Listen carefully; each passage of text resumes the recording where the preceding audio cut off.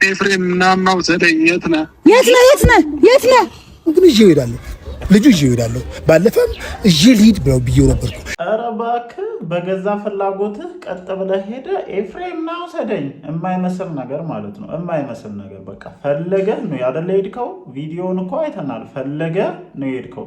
ሳትፈለገ የሄድክበት ቦታማ ከቡዜ ጋር በሌሊት ተነስተ ምናምን ለመምጣት ሞክራለህ። እንግዲህ ሄርሜላ ጋር አሁን ላይ ያላችሁበት ቦታ ላይ እጅና እግርህን ጠፍራ አስራ እስካልሆነ ድረስ መመለስ ይከብድሃል ብዬ እንደኔ አላስብም። የምሬን ነው የምነግራችሁ ማለት ነው። ጭራሽ የማይመስል ነገር ነው እንዳልኩት ማለት ነው። አሁን ማለት ነው አብርሃም ነው ሙድ እያያዘ ያለው። ከገባችሁ አብርሽ ነው ሙድ እያያዘ ያለው። ታመም ያለውኝ እያለ ወደ ሄርሜላ፣ አሁን ደግሞ 1-2-3 ቀን አጣፈጣት መሰለኝ ወደዚህ መመለስ ስለፈለገ ኤፍሬም ና ውሰደኝ ተው እባክህ።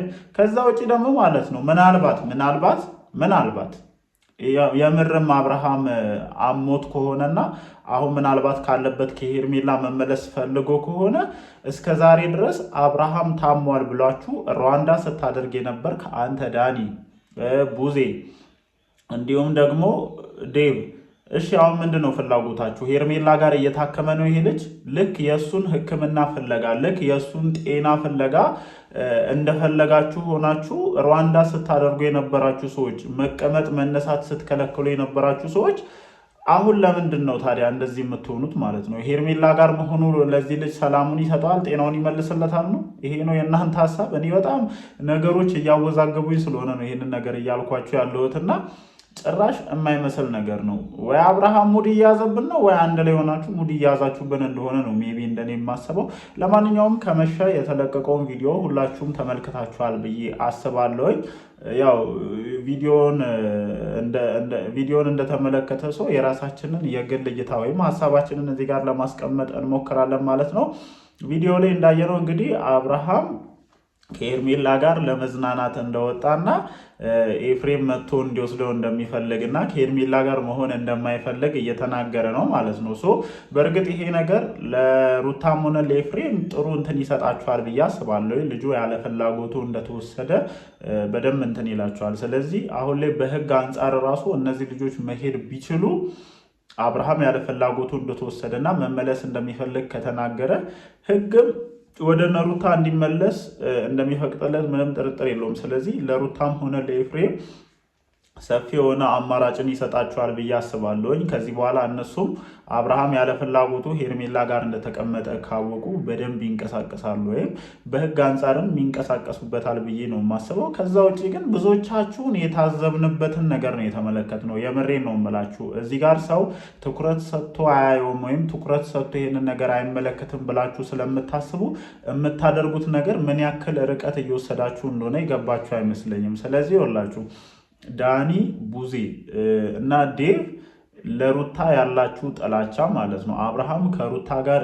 እንዳይሆን ያላችሁ ፍላጎት ቀላል እንዳልሆነና የአብርሃምን ትዳር እንደማትፈልጉት በግላጭ እንዳሳያችሁኝ ነው እንደኔ የምረዳው ማለት ነው። ምክንያቱም የዚህ ልጅ የጤና ሁኔታ ምንም እንደማያሳስባችሁ ብቻ ከሄርሜላ ጋር እንዲሆንላችሁ ብቻ እንደምትፈልጉ በደንብ ለሁሉም ሰው አሳይታችኋል። ስለዚህ ከዚህ በኋላ ወንድሜ ገለመሌ ታመመብኝ ምናምን እያላችሁ ሙድ ለመያዝ የምትሞክሩ ሰዎች ጭንብላችሁ ወልቋል። አሁን ማወቅ ያለባችሁ ነገር ይሄ ወንድሜ ታሟል ምናምን በሚል አየር መያዝ አይቻልም ከዚህ በኋላ ማለት ነው።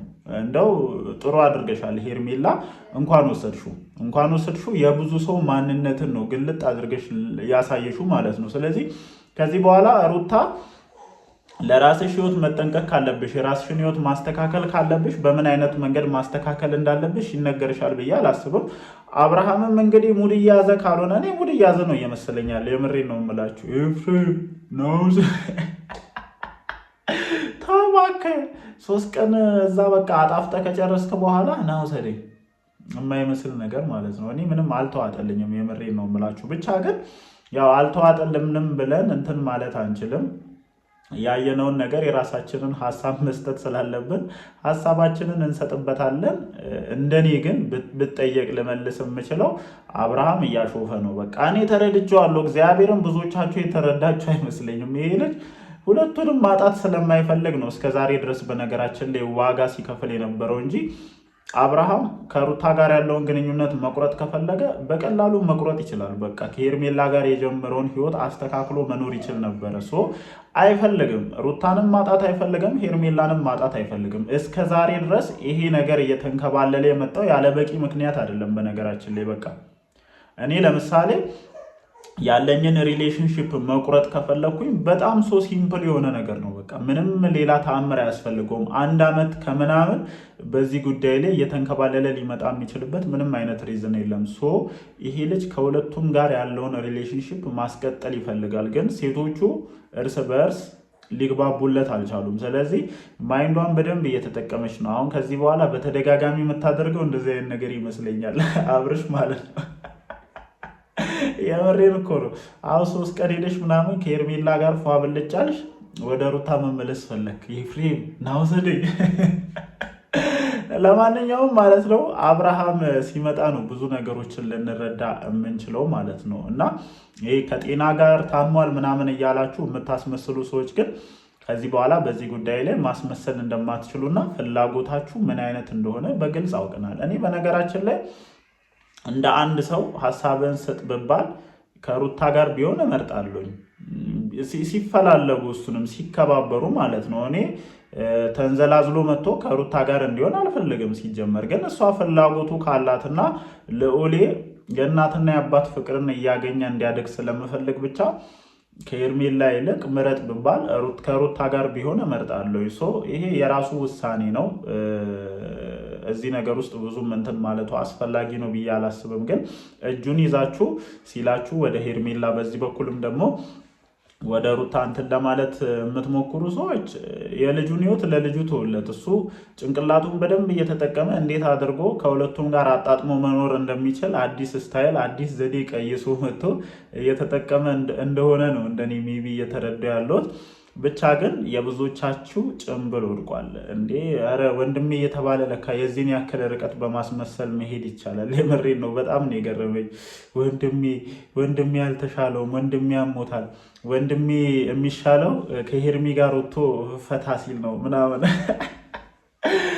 ግን ብቻ አሁን እኔ በደንብ ለማውራትም እንዲመቸን በደንብ ሀሳብም ለመስጠት እንዲመቸን የዚህን ነገር ፍንጭ ማውቁ ሜቢ የተሻለ ነው ብዬ አስባለሁ። የዚህን ነገር ፍንጭ ማውቁ ማለት ነው። ምክንያቱም ይሄ ልጅ ታሟል ለሚለውን ነገር እርግጠኛ መሆን መቻል አለብን። ለምሳሌ እኛ እዚህ ጋር ሊመስለን ይችላል፣ ምናልባት እኔ አልታመመም የሚል ፊሊንግ ነው ያለኝ። ግን ይሄ ልጅ ታሞም ሊሆን ይችላል ሜቢ አላቅም።